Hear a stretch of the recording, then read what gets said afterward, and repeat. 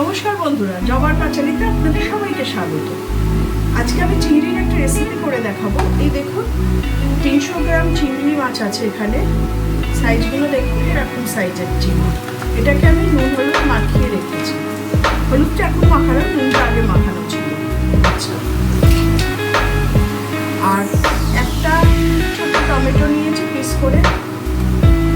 এই ছোট কাটার টুকরো একটা আদা নিয়েছি, এই টুকরো করা আদা, আর দুটো কাঁচা লঙ্কা, একটা পেঁয়াজ আমি কুচিয়ে দিয়েছি। ঠিক আছে, তাহলে আসুন রেসিপিটা আজকে শুরু করি।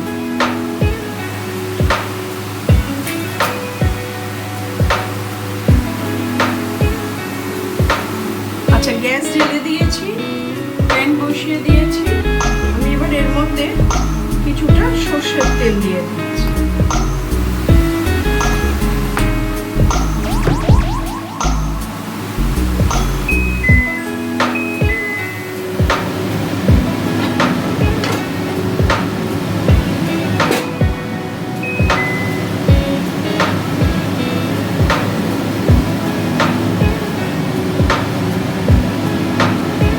তেলটা গরম হয়ে গেছে, এর মধ্যে আমি সামান্য একটু নুন দিয়ে দিলাম।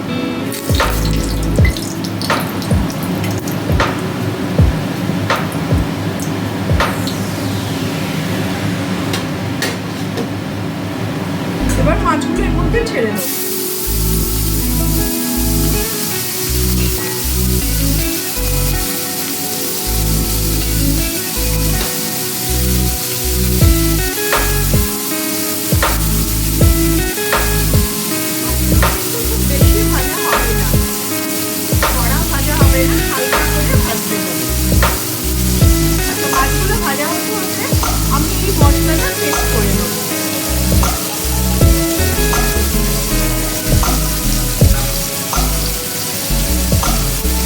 এর মধ্যে আমি এই মশলাটা যে তৈরি করবো, এর মধ্যে আমি এই হাফ চামচ জিরে গুঁড়ো দিচ্ছি। এবার এটাকে পেস্ট করে দেবো। মাছগুলো আমার ভাজা হয়ে গেছে, এবার আমি মাছগুলোকে তুলে নেবো। আমি বলেছি মাছগুলো কিন্তু আমি বেশি ভাজবো না।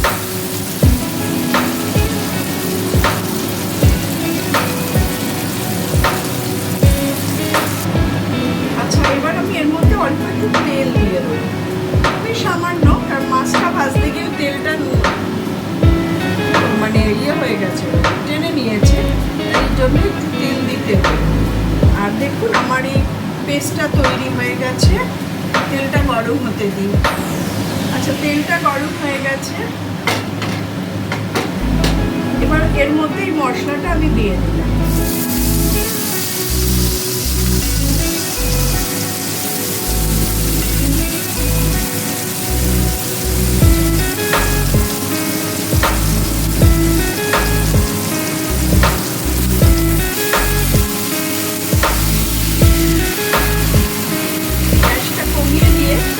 মশলাটা আমি ভালো করে কষে দিই।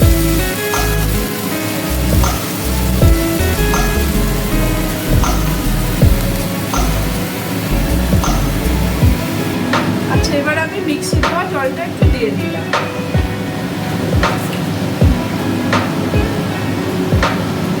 এটাকে ভালো করে এবার কষবো।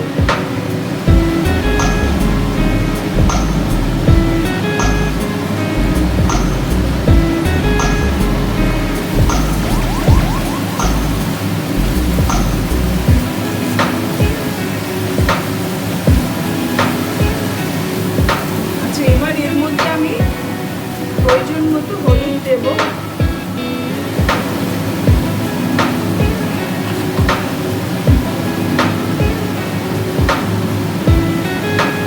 লবণ দেব স্বাদ অনুযায়ী, আর দেব কাশ্মীরি লঙ্কার গুঁড়ো।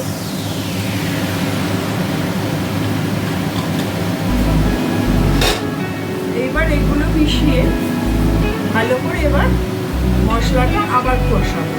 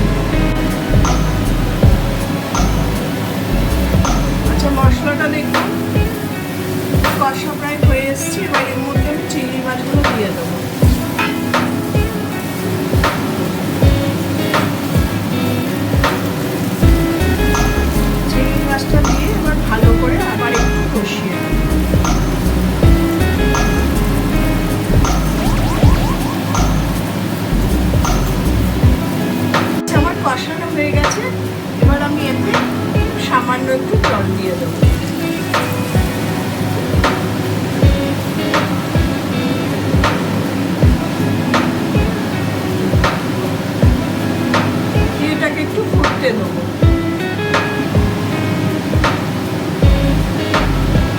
আচ্ছা, আমি আরেকটু জল দিলাম। হ্যাঁ, মনে হলো একটু জল লাগবে, জলটা কম হয়েছে, তাই আরেকটু জল দিতে হলো। কারণ চিংড়িটা তো ভালো করে ভাজিনি, চিংড়িটাও তো একটু সেদ্ধ হওয়ার দরকার আছে।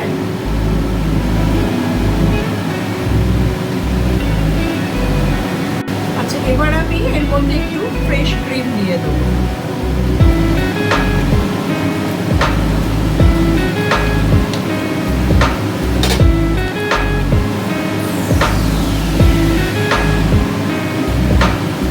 দিয়ে ভালো করে মিশিয়ে এটাকে আরেকটু হতে দেবো।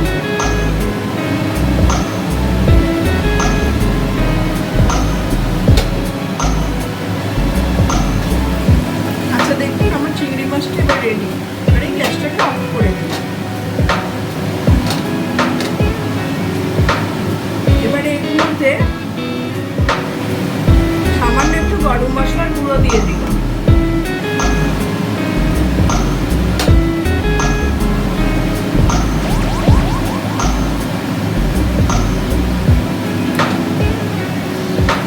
আচ্ছা, দেখুন আমার মালাই চিংড়ি বা প্রন মালাই বা ক্রিম চিংড়ি যেটা বলবেন রেডি হয়ে গেছে। এবার এটা ফ্রাইড রাইস, লুচি, রুটি, পরোটার সাথে সার্ভ করতে পারি। দারুণ, অসাধারণ খেতে হয়। আমার এই ভিডিওটি ধৈর্য ধরে দেখার জন্য, কোনো স্কিপ না করে দেখার জন্য আপনাদের সকলকে ধন্যবাদ। চ্যানেলটিকে আশা করবো আপনারা সবাই সাবস্ক্রাইব করে, লাইক করে, শেয়ার করে, কমেন্ট করে আমাকে আরও ভিডিও দিতে, আরও সমস্ত রকম ব্লগ দিতে আমাকে উৎসাহিত করবে। ধন্যবাদ।